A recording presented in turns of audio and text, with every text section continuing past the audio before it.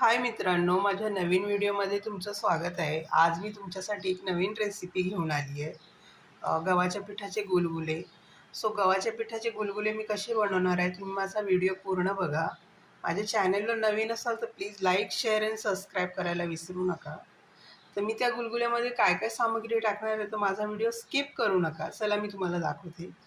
मी 1 bowl गव्हाचं पीठ घेतलेलं आहे आणि त्यानंतर मी 3 केळी घेतलेली आहे। ही केळी मी आता कट करून घेणार आहे छोट्या छोट्या साईजमध्ये। त्यानंतर मी गूळ घेतलेला आहे। गूळही मी बारीक फोडून घेतला आहे व्यवस्थित। हा गूळ मी म्हणजे जास्त गोड हवं असेल तुम्हाला तर तुम्ही अजून गूळ घेऊ शकता। मी थोडाच घेतला आहे, म्हणजे 150 ग्रॅम गूळ घेतलेला आहे मी ह्या 1 बाउलसाठी। म्हणजे हे पीठ मी पाव किलो घेतलेलं आहे, 150 ग्रॅम गूळ घेतलेला आहे आणि वेलची पूड घेतलेली 1 चमचा आणि खाण्याचा सोडा घेतलेला आहे। तर अगोदर आपण गुळाचा पाक करायला ठेवूया। आता मी गुळामध्ये पाणी ओतलेलं आहे आणि हे मी गॅसवर ठेवणार आहे। आता हा गूळ एकदम बारीक पाक होईपर्यंत ह्याला गुळाला विघळून घेणार आहे। आता आपला गुळाचा पाकही रेडी झालेला आहे, तुम्ही बघू शकता अशा प्रकारे। आता आणि आपली केळीही कट करून झाल्यात। आता आपण गव्हाच्या पिठामध्ये इलायची पावडर आणि खाता सोडा टाकू। तर गव्हाच्या पिठामध्ये गुळाचा पाक पण टाकू।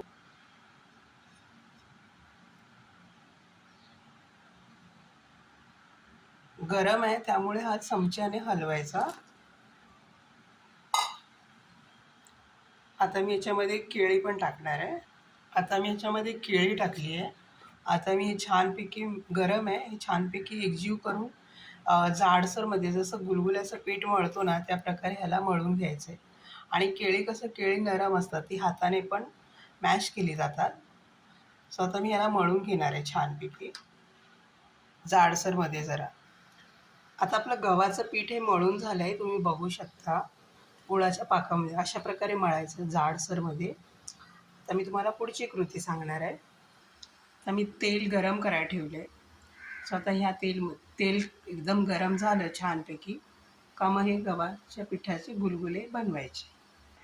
आता आपलं तेल गरम झालं आहे, त्यामध्ये छोट्या छोट्या साईजमध्ये गुलगुले सोडायचे आणि गॅस जरा बारीक ठेवायचा। कडे गुलगुले पीठ टाकून घेणार आहे गोळे करून।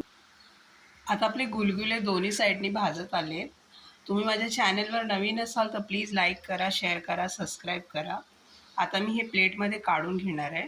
आणि मला तुम्हाला अजून एक सांगायचं आहे की मी जो गुळाचा पाक केला होता तोही घेतला मी आणि त्यामध्ये थोडंसं पाणी मला अजून लागलं होतं, तर मी पाणी पण घेतलेलं आहे। तुम्ही ही रेसिपी घरी एकदा नक्की बनवा आणि मला कमेंटमध्ये नक्की कळवा। आता मी हे थाळीत काढून घेणार आहे प्लेटमध्ये। तुम्ही बघू शकता अशा प्रकारे गुलगुले बनवायचे।